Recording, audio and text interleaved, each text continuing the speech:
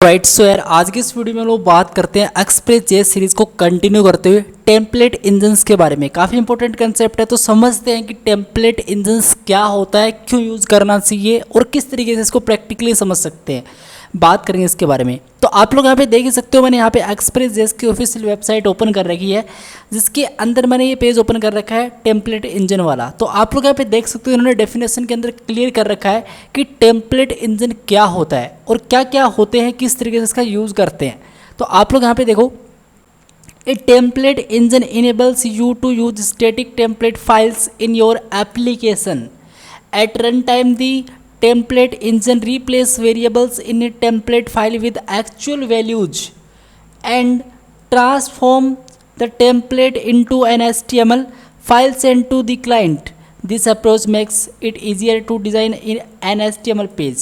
यार देखो, सिंपल सी बात ये है कि जब भी हम लोग कोई वेबसाइट क्रिएट करते हैं एक्सप्रेस जेएस के अंदर, अभी तक हम लोगों ने क्या देखा है, अभी तक हम लोगों ने देखा कि एक स्टैटिक वेबसाइट को किस तरीके से सर्व कर सकते हैं हम लोग।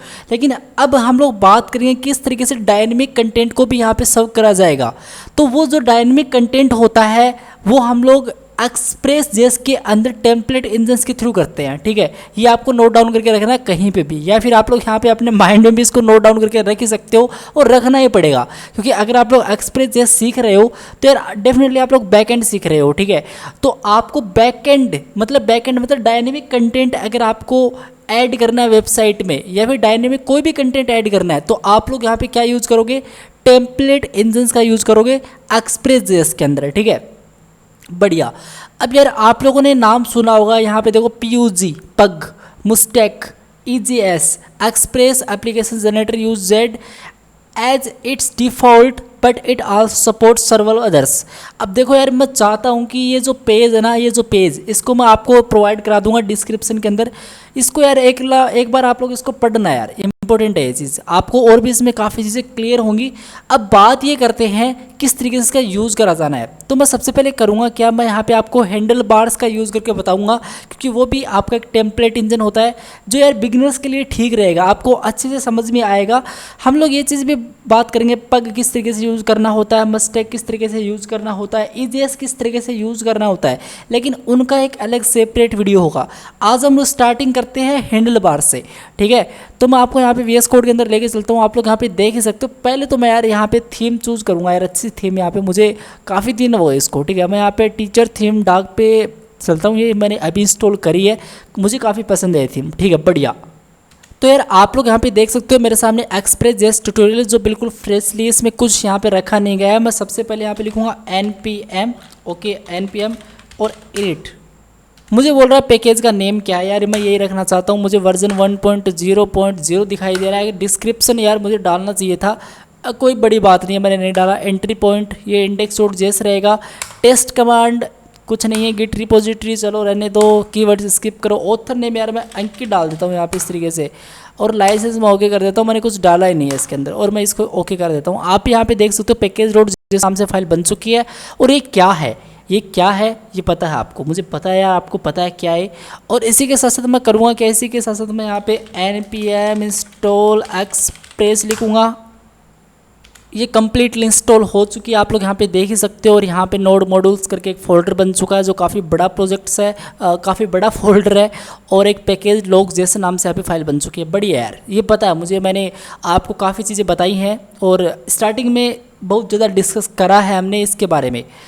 अब हम लोग करेंगे क्या, इसको हटाते हैं सिंपली। ठीक है, अब एक काम करेंगे, सबसे पहले तो एक सोर्स नाम से डायरेक्टरी बनाएंगे। आप लोग यहाँ से बना सकते हो, चलो मैं आपको यहाँ से बना के दिखाता हूँ किस तरीके से बनाते हैं।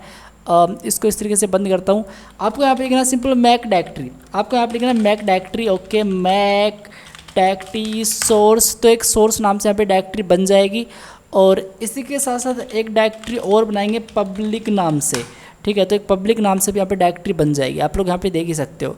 ये जो सोर्स है इसके अंदर यहाँ से भी फाइल बना सकते हो। मैं लिखूँगा cd सोर्स, और इसके अंदर चल के मैं एक फ़ाइल बनाऊँगा। गाइज, मैं लिखूँगा यहाँ पे type and null greater than, और इसी के साथ साथ मैं यहाँ पे फाइल का नाम लिखूँगा, कुछ भी लिख दो। मैं यहाँ पे इंडेक्स रख रहा हूँ .js इस तरीके से। ठीक है, और इसी के साथ साथ मैं करूँगा क्या, इसी के साथ साथ मैं बस अभी के लिए यही बनाऊंगा, इसको ओपन कर लेता हूँ। ठीक है, और थोड़ा जूम तो मैं कर ही लेता हूँ। अब मैं यहाँ पे सिंपली करूँगा क्या, कॉस्ट एक्सप्रेस, बिल्कुल स्क्रैच से बता रहा हूँ आपको, एक्सप्रेस इक्वल्स टू, क्योंकि जो कल वाला डेटा था वो यार बेसिकली डिलीट हो गया था, ठीक है। इस तरीके से कोई दिक्कत नहीं है, आपको पता ही है, ठीक है। एक्सप्रेस यहाँ पे मैं लिखूँगा कॉस्ट ऐप इक्वल्स टू, और यहाँ पे मैं लिखूँगा एक्सप्रेस फंक्शन को इसके अंदर डाल दो, इस ऐप के अंदर, ठीक है। मैं लिखूँगा ऐप डॉट यूज इस तरीके से, और यूज़र नहीं, सिंपल यूज लिखना है, मुझे लिखना है एक्सप्रेस डॉट स्टैटिक, और इसके अंदर सिंपल चल के मैं यहाँ पे क्या पास करूँगा, एक वेरिएबल ले लेता हूँ मैं अभी के लिए, मान लो कि स्टैटिक एंड पाथ नाम से एक वेरिएबल ले लिया मैंने, ठीक है। ओके, मैं लिखूँगा ऐप डॉट लिसन भी तो करना पड़ेगा मुझे, तो मैं 8000 पोर्ट पे इसको लिसन करना चाहूँगा कुछ इस तरीके से। बढ़िया यार। अब इसी के साथ साथ मुझे कॉस्ट पाथ को भी रिक्वायर करना है, तो मैं यहाँ पे इस तरीके से इक्वल्स टू रिक्वायर, और यहाँ पे मैं सिंपल पाथ को भी रिक्वायर कर लूँगा। बढ़िया। अभी हम लोग ऐसी बेसिस को देखा नहीं है, बस बेसिक चीज़ देख रहे हैं, और मैं लिख दूँगा simple const static path equals to path dot join, ठीक है। और इसी के साथ साथ मैं यहाँ पे डर नेम, अब डर नेम क्या है ये मत बोलना कि मुझे बताया नहीं था, वीडियो चेकआउट करो आप लोग पिछले वाले। और इस तरीके से मैं पब्लिक के अंदर जाके जो भी यहाँ पे स्टैटिक फाइल होगी उसको मैं यहाँ पे सर्व करना चाहूँगा। अब पब्लिक के अंदर तो यहाँ पे कुछ है नहीं, तो मैं सबसे पहले करूँगा क्या, मैं मेरा यहाँ पे इसको इस पे जाऊँगा और साइड बाय साइड इसको ओपन कर लूँगा इस तरीके से, ठीक है। और इस तरीके से मैं कर लूँगा, और मैं यहाँ पे थर्ड के अंदर जाके मैंने प्रोजेक्ट्स बना रखी हैं यार काफ़ी, मैं यहाँ पे सिंपल प्रोजेक्ट्स पे चलता हूँ, और ये जो कंप्लीट है इसको मैं कॉपी करूँगा, और कॉपी करके मैं क्या करूँगा पब्लिक के अंदर डाल दूँगा। ये इम्पटी है, यहाँ पे सिंपल पेस्ट कर देंगे इसको। बढ़िया, ठीक है। ओके, इसको भी यहाँ पे क्लोज कर देते हैं और सेव कर देते हैं। अब मैं क्या करूँगा, यहाँ पे रन करूँगा, मैं लिखूँगा नोड मोन और इंडेक्स डॉट जेएस। सो यार आप लोग यहाँ पे देख सकते हो नोड मोन यहाँ पे रन हो चुका है, और हम लोग करेंगे क्या, अपना ब्राउज़र ओपन करेंगे, नई टैब ओपन करेंगे, और यहाँ पे लिखेंगे सिंपली लोकल होस्ट, और इस तरीके से 8000, ठीक है। तो ये देखो मेरी ऐप यहाँ पे मुझे दिख चुकी है, मेरा जो पेज था मतलब जो मेरी वेबसाइट थी वो मुझे यहाँ पे प्रॉपरली दिख चुकी है, ठीक है। आई होप ये चीज़ आपको समझ में आ गई होगी, ये चीज़ मैंने आपको पिछले वाले वीडियो के अंदर एक्सप्लेनेशन के साथ बताई थी। अब यार बात करते हैं कि टेम्पलेट इंजन का यूज़ हम क्यों करें। देखो यार सिंपल सी बात है कि ये मेरा एक पेज है, ये मेरा एक पेज है, ठीक है। अब मान लो कि यहाँ पे कोई साइनअप का बटन है, फिर कुछ भी है मान लो, तो मुझे कोई डायनेमिक कंटेंट ऐड करना है, और वो डायनेमिक कंटेंट मुझे मान लो कॉन्टैक्ट के जस्ट आगे क्रिएट करना है, या फिर कहीं पे भी क्रिएट करना है। मान लो एक सर्विस का पेज भी होना चाहिए, हालांकि एक पोर्टफोलियो इसमें खास नहीं होता, लेकिन मुझे मान लो कि चाहिए यार, ठीक है, मुझे मान लो कि चाहिए। तो फिर मैं क्या करूँगा, मैं क्या ऐसे यहाँ पे स्टैटिक फाइल के अंदर जाके मैं यहाँ पे लिखूँगा क्या कि यार सर्विस का पेज यहाँ एक बटन बना दो, मुझे वो डायनेमिकली चाहिए। तो मैं किस तरीके से कर सकता हूँ वो चीज़, मतलब डायनेमिक कंटेंट ऐड करने के लिए ही हम लोग टेम्पलेट इंजन्स का यूज़ करते हैं, बस आपको ये चीज़ ध्यान में रखनी है। तो यार देखो बहुत सारे यहाँ पे टेम्पलेट इंजन्स होते हैं, जैसे पग मस्टेक, अभी जो मैंने आपको बताई थी चीज़ें, जैसे ये सारी चीज़ें हम लोग देखेंगे, लेकिन सबसे पहले हम लोग बात करते हैं HBS के बारे में इस वीडियो के अंदर। तो HBS मतलब हैंडल बार्स के बारे में। तो मैं एक नई टैब ओपन करता हूँ, और आप लोग यहाँ पे देख ही सकते हो हैंडल बार्स का मैंने यहाँ पे ये चीज़ ओपन कर रही है NPM का, ठीक है। ये वेबसाइट मैंने आपको बता रखी है, यहाँ पे आपको चीज़ें मिल ही जाती हैं। यहाँ पे देखो हैंडल बार्स, इसको रीड कर लेना। अब इस हैंडल बार्स का एक व्यू इंजन होता है HBS करके, तो मैं आपको दिखाना चाहूँगा वो चीज़ भी। ये देखो HBS, यहाँ पे देखो HBS क्या है, किस तरीके से आपको यूज़ करना है, ठीक है। अब देखो उन्होंने बता रखा है कि this is a Node.js module available through the NPM registry installation. इस सारी चीज़ें उन्होंने बता रखी है किस तरीके से आपको यूज़ करना है। अब देखो अगर आपको प्रोसेस जाने तो आप लोग यहाँ पे इसकी ऑफिशियल वेबसाइट पे आके इसको पढ़ोगे ना आप लोग, मतलब एक बार स्टेप बाय स्टेप आप लोग रीड करोगे चीज़ों को तो समझ में आएंगी। मैं यहाँ पे थोड़ा स्क्रॉल करता हूँ, यहाँ पे देखो उन्होंने बता रखा है सबसे पहले आपको क्या करना है। सबसे पहले आपको एक डायरेक्टरी क्रिएट करनी है, और आपका जो रूट फोल्डर है, मतलब जो हमारा रूट फोल्डर ये है ना एक्सप्रेस, ये इसमें एक डायरेक्टरी क्रिएट होनी चाहिए जिसका नाम होना चाहिए व्यू या फिर व्यूज़ करके।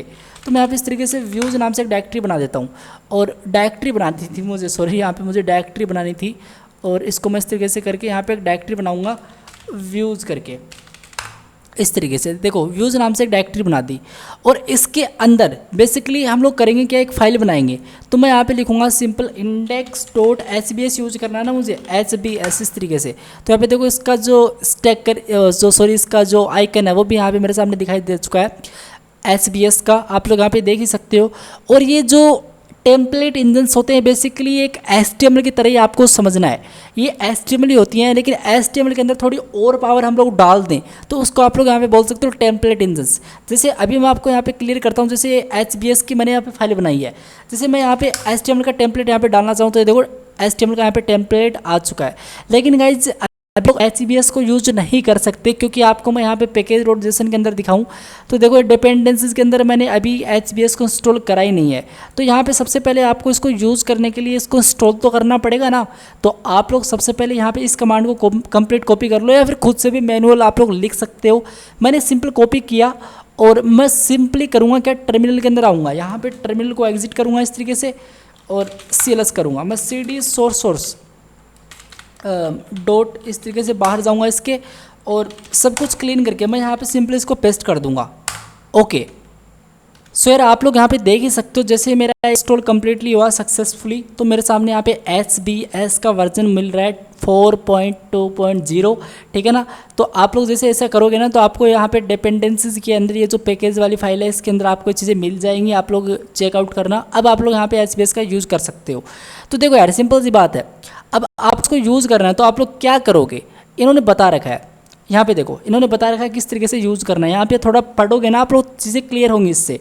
और देखो इन्होंने बता रखा है कितने वीकली इसके डाउनलोड वगैरह हैं। तो यहाँ पे देखो किस तरीके से यूज़ करना है, app.set view engine, मतलब एक कंप्लीट कोड को आपको कॉपी करना है सबसे पहले तो, या फिर इसको लिख भी लो, चलो लिखने से और याद करना ही है इस चीज़ को, ठीक है, क्योंकि ऐसे ही हम लोग इसको यूज़ करने की प्रोसेस सिंपल सेम है। तो मैं यहाँ पे करूँगा क्या, मैं यहाँ पे लिखूँगा इस तरीके से app.set इस तरीके से, और इसके अंदर लिखूँगा मैं सिंपल व्यू एंड स्पेस देके इंजन, इस तरीके से मुझे लिखना है। और उसके बाद में मुझे HBS, मतलब हम लोग अभी HBS मतलब हैंडल बार्स का यूज़ कर रहे हैं तो मैं सिंपल HBS लिखूँगा। अगर आप लोग यहाँ पे EGS का यूज़ करते तो आप लोग EGS का यूज़ इस तरीके से EGS लिखते। अगर आप लोग पग का यूज़ करते तो आप लोग यहाँ पे इस तरीके से पग लिखते, यहाँ पे क्या लिखते, पग लिखते, बस ऐसा ही है। तो अब हम लोग किसका यूज़ कर रहे हैं, HBS का यूज़ कर रहे हैं, तो यहाँ पे सिंपल HBS डाल देंगे, ठीक है। ये app.set view engine और आपको इस तरीके से HBS ये चीज़ तो आपको लिखनी है।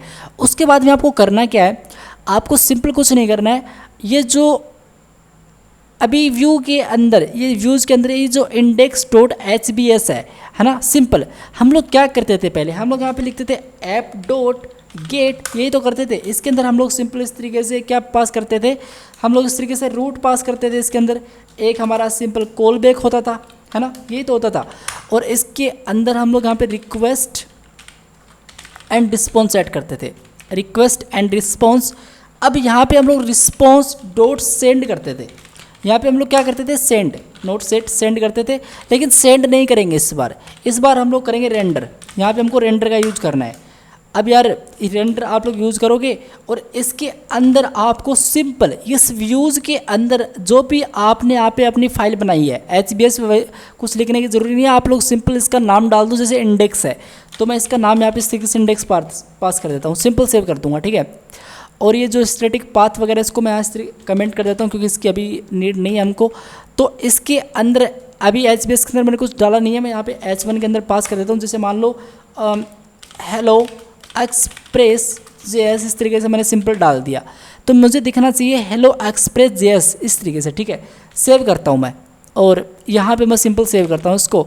और मैं क्या करता हूँ, मैं यहाँ पे सिंपली चलता हूँ और मैं यहाँ पे इसको इस तरीके से हटाता हूँ, लिखूँगा नोड मोन और सोर्स के अंदर जाके ये जो index.js इसको रन कर दो। और ये देखो यहाँ पे रन हो चुकी है। और यहाँ पे सिंपली जाऊँगा, यहाँ पे डॉक्यूमेंट के अंदर मैं हूँ। जैसे इस पेज को रिफ्रेश मैं करूँगा सो ये आप लोग देख सकते हो हेलो एक्सप्रेस JS कैसा लग रहा है।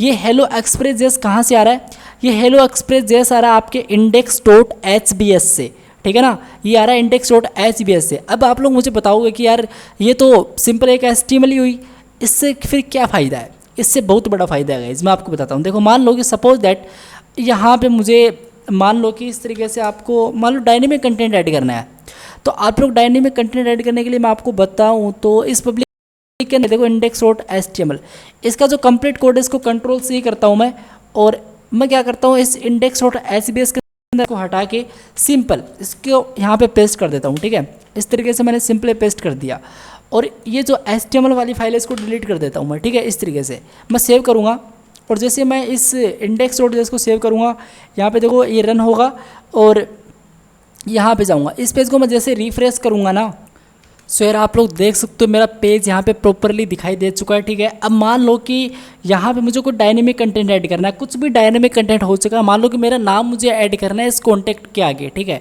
ऐसी रिक्वायरमेंट है मान लो एक बार। ठीक है, तो मैं क्या करूँगा, मैं सिंपल यहाँ पे index.html पे जाऊँगा, मैं डायनेमिकली ऐड कर सकता हूँ वो चीज़।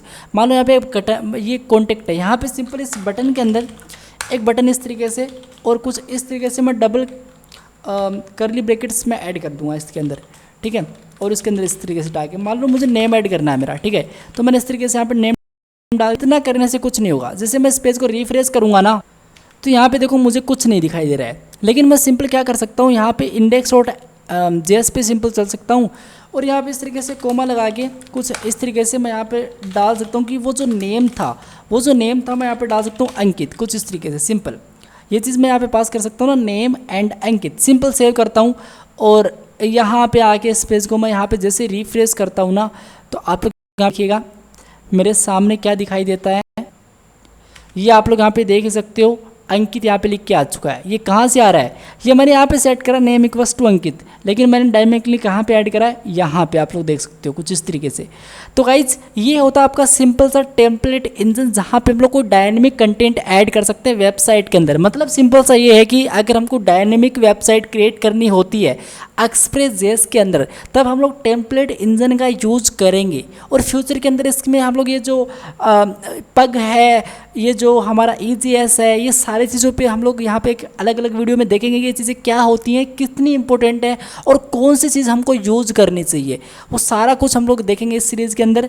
सो यार अभी के लिए इतना ही, मिलते हैं नेक्स्ट वीडियो में। Guys keep learning and keep exploring. Bye bye.